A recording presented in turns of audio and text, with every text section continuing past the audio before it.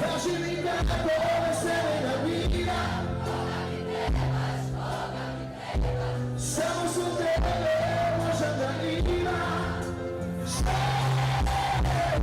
По 23 пат започна Пивофест во Прилеп. Градот под Марковите кули повторно ги собра љубителите на ладното пиво и вкусната скара, а сето тоа надополнето со добра забава и музика за сите вкусови. Имаше гости од цела Македонија, наши селеници како и странци, кои што слушнале дека тука се одржува фестивал на пивото. From Spain, from Malaga.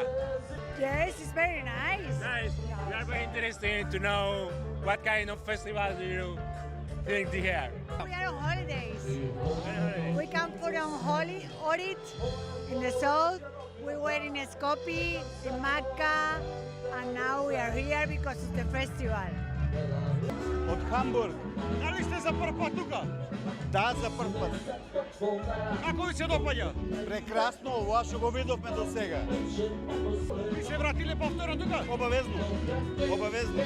Екстра супер петка е и треба да се одржува вакви настани, да има народот малце да види како е, да има дружби. Супер супер затоа што може да се собереме сите на една добра забава, со добро пиво, добра скара.